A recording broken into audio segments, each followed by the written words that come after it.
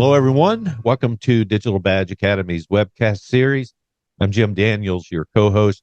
We're with David Leeser, fellow co-host, who has lined up another really interesting topic for us. David, do you want to kick things off for us and tell everybody what we're going to talk about today?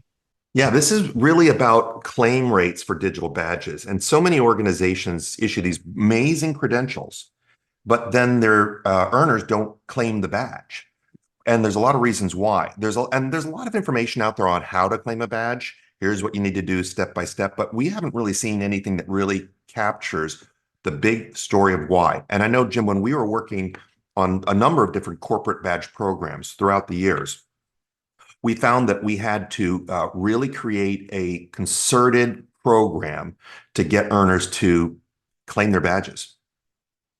Oh, that's exactly right. Yeah, it's we talk a lot about what a badging program is going to be in service of and the importance of make sure it maps back to provides value to the business and all these kinds of things. But obviously, if you don't have a badge earner audience that's engaged and wants to accept the badges and sees value in them, none of the other stuff matters, right? So it still always comes back to, do you have a program that's credentialed that will really draw the attention of the badge or the earner audience, as we refer to them. So yeah, there were a lot of things and we had to learn along the way, right? We didn't get it right straight out of the gate, but we got it really close, and then we tuned from that point forward. So there's a lot of really, I was about to say clever. They're not clever necessarily. They're just, thoughtful ways of making sure your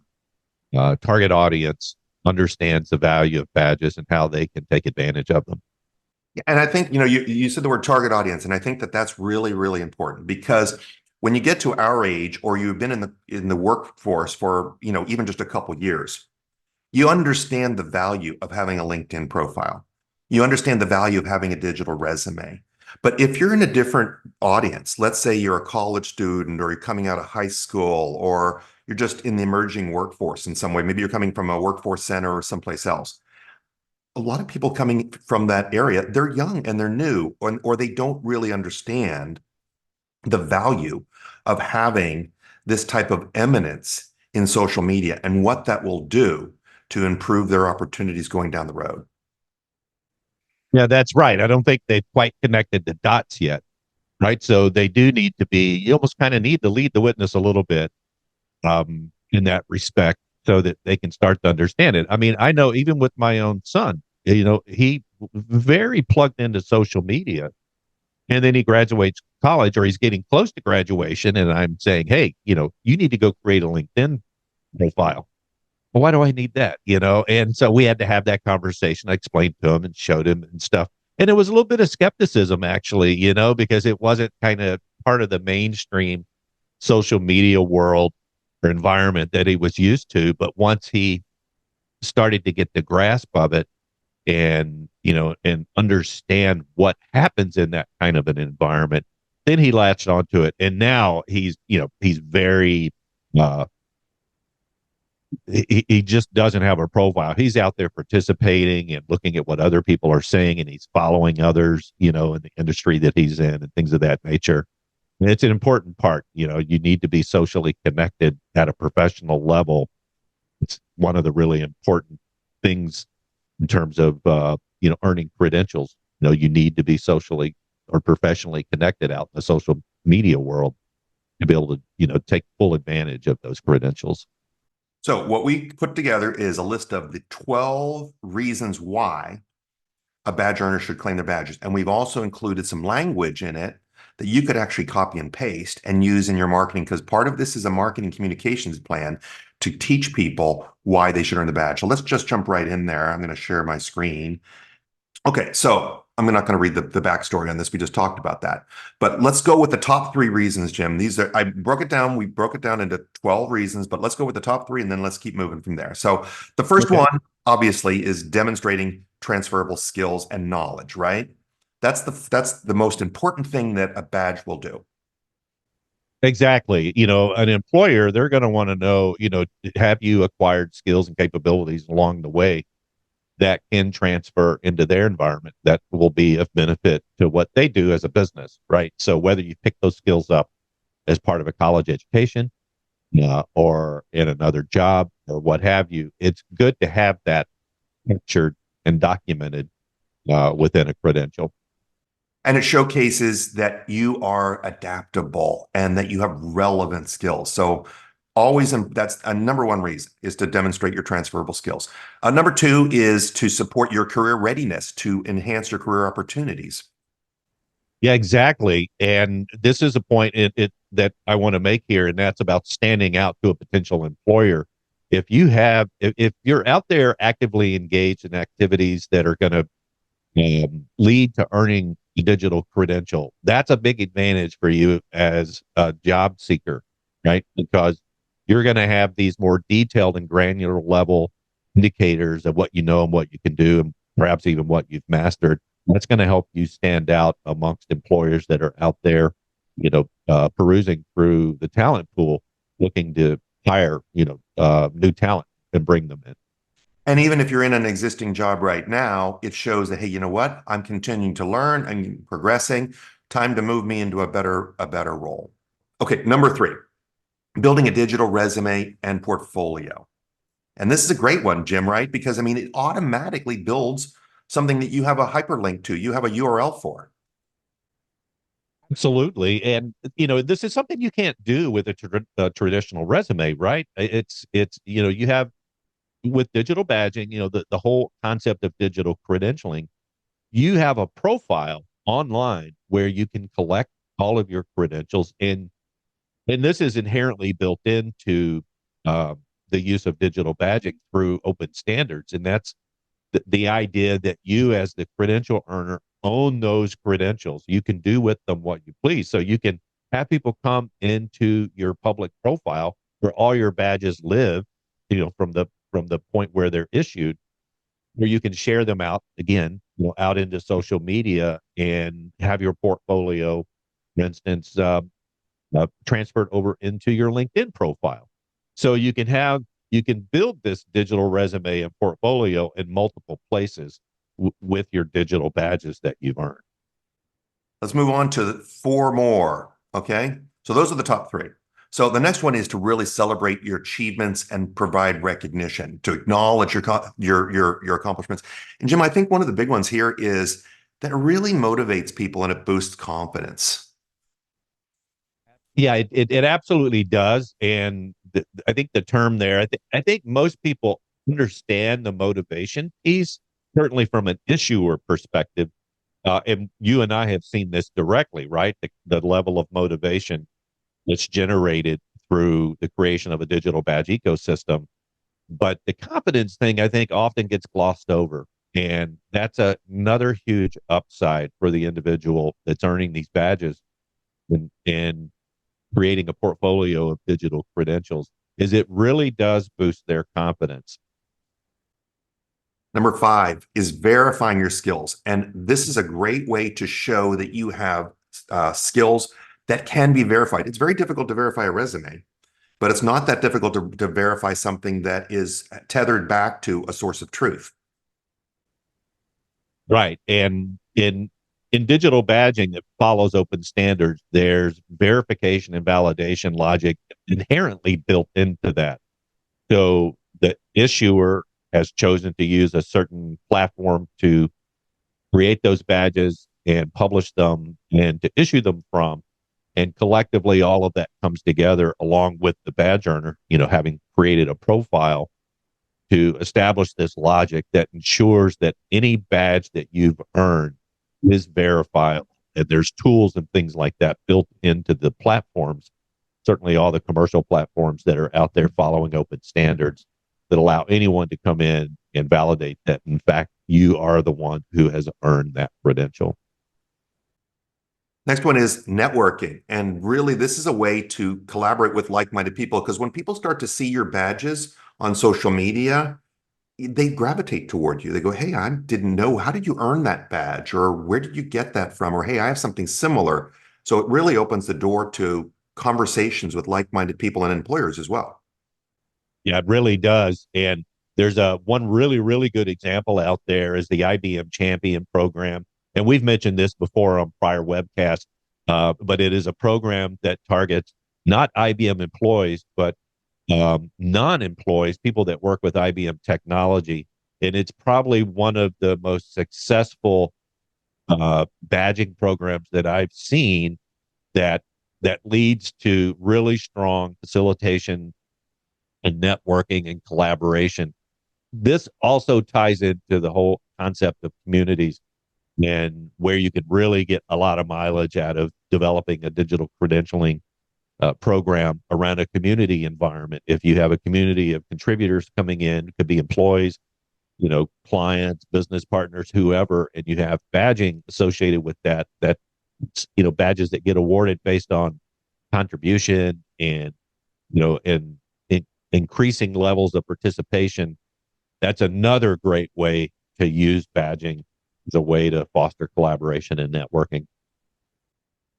The next one is documenting a learning pathway. And it's not just for somebody else to see that you're on the path, but it also provides you with these milestones along the way and lets you see, hey, you know what? I'm really close to the next one. So it really does provide you with a clear understanding of how far away you are from your goal. Precisely. And within badges, there, and again, this comes back to the concept of open standards. There are specific metadata fields that actually hold information about what the next step in that pathway might be, right? Recommendations and requirements. Conversely, it will also show prerequisites. So when you map digital badges to a learning pathway, you have both a forward and a backward look through that any individual badge that's part of that pathway to look and see what are the prerequisites for earning this specific badge and where do I go from here in terms of the learning journey. Okay, 5 last ones, right? The one is highlighting your relevant skills. Really what this does is it gets down to the discrete level of your skills. When you think about it, you might have graduated from college and you earned a bachelor's degree in English or in science, or you may have worked in a job and then you've been in sales. But this gives a discrete level understanding of what your skills and capabilities are. Really does. And this is very important as part of a strategy around skills-based transformation. Companies left and right today are trying to make this shift from becoming really focused on job descriptions and these kind of lofty sorts of job role definitions and really look at and say, okay, these are the specific skills that we need to be able to do this job. And when you're capturing that information at a more granular level, which badges do a fantastic job of, then you're widening the lens and gaining a much, much better perspective on what specific skills exist within your ecosystem and where those skills live. And of course, it gives the badge earner themselves the ability to be able to express this more granular level of detail about what they know, what they can do, and what they've mastered. Yeah, it makes it really easy to put a training path in place to say, you know what, I already know at this granular level, you have these 6 of the 8 capabilities we need. We'd only have to fill in the gaps with 2. So it really saves a lot of money too. Exactly. Professional development. It can inform that earner, that's earning these badges that reflect more granular and discrete level kind of skills when they have that collection and they can see where, learning and career growth opportunities exist. They are able to say, well, geez, if I learned these other 3 things, which I can validate through by earning badges, then I've just set myself up for this new role. And maybe that comes with, more money and more prestige, and that sort of thing. So it's an important aspect of building out a digital badging program to have the ability to be able to reflect more discrete level capabilities. Okay, increasing credibility and recognition. Again, this is, the idea of recognition. Recognition is important for a lot of reasons, not just for establishing your authority and your eminence and your credibility, but also it's a motivator as well for doing more. But this is a real key for people to be able to say, you know what, I've achieved something. Yeah, it really does. We talk about digital credentialing and badging most often in the context of reflecting, what you've learned and what you know, that kind of thing. But there's also, your ability to apply that knowledge and skill and actual outcomes or work products that you've created as a result of that. And so that's a natural progression in terms of opportunities to be able to introduce badging into a program. And it really helps kind of cap off what an individual is capable of, right? It's so you can see their learning path and how they've progressed. And you can see now that they've gotten to sort of the end goal of really becoming expert at something. Now you can see how they're taking that information, that knowledge, that skill, and actually applying it and contributing to the organization, to providing value to clients, whatever it may be. Early on, we had recommended that people start to put their badges on their signatures in their email files because that shows their credibility, it establishes authority and trust. But they were earning so many badges that they were starting to look like North Korean generals. But nonetheless, putting those badges on your signature and in your, other types of communication build trust and establish authority. Okay, next one is demonstrating professionalism, right? Because really learning is disciplined. And I think that it shows that an employer or collaborators, you know what, this is the person that's disciplined. This is the person that actually completes things. Yeah, finish what you started, so to speak, right? And looking at someone's history of earning digital credentials can really reflect, their commitment to not just going out and engaging in learning, but actually finishing, those tasks and completing those courses and moving on to the next one, or the next opportunity to learn and grow their skill set. So fantastic way to reflect that kind of behavior. And as an individual who's earned badges, I want to make sure an employer sees that they see my commitment. They see that I'm invested in, taking ownership of my professional development, because I know that that's going to be, an attractive type of trait that they're going to look for in a hire. Matching talent with opportunities. And I think what this does is it makes everything very discoverable, right? I mean, that's the other thing about it is things are now discoverable by potential employees that need very discrete, like we talked about, specific skill sets.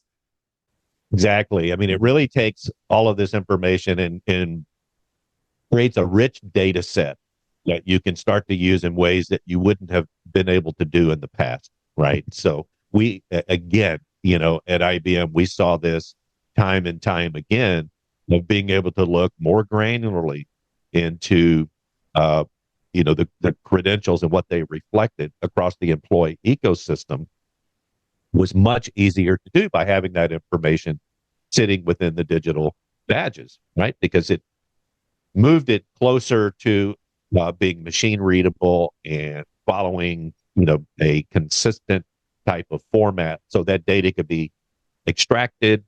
It could be matched up with other kind of employee demographic data. And if there was a need across the organization in a specific business unit and or a specific geography to identify talent to, rise to the occasion because there was some new initiative that was being launched within the organization, those individuals having those badges within their profiles, it really made them stand out, and they were going to be the first to be tapped for these opportunities. And the last one, of course, is enhancing your online presence by putting these badges on your profiles. LinkedIn told us that a profile that has digital badges on it gets 6 times more views than one that doesn't. So you think about it, when people are starting to look at your profiles, they're going to probably share them more often with other people. And they're certainly going to start to see your badges show up in activity streams. So it's just going to create tremendous visibility for you. And it gives you a reason to post on social media. This is an achievement that people want to see. It really does. It's a fantastic enabler getting you noticed on social media. And we just use LinkedIn as an example. And of course, there's typically two ways that you can share your credentials in that environment and increase your online presence. One is to obviously add it into your profile that you have on LinkedIn as an example. But then there's the news feed. And I see people post uh, their newly earned badges out on LinkedIn. And it's amazing how many people will come back and say, congratulations. People love to see other people um, have success and complete things and achieve things. It's infectious, right? And so it is the kind of thing that will raise your visibility and your profile, I think, exponentially. If you're taking the time, first of all, to earn the badges, and secondly, to share them out to, anywhere where you're spending time building your professional network. So that's it. Those 12 good reasons. And by the way, that text, we will post that PDF up on Digital Badge Academy. And if you want more stuff like that, obviously we're going to continue to post them in the resources section there. Great. And thank you everyone for listening. Thank you. Are you looking to launch a digital badging program or improve an existing one? Look no further than Digital Badge Academy. Our highly popular online masterclass will help you gain the skills and insights necessary to achieve success. Enroll now and start learning today.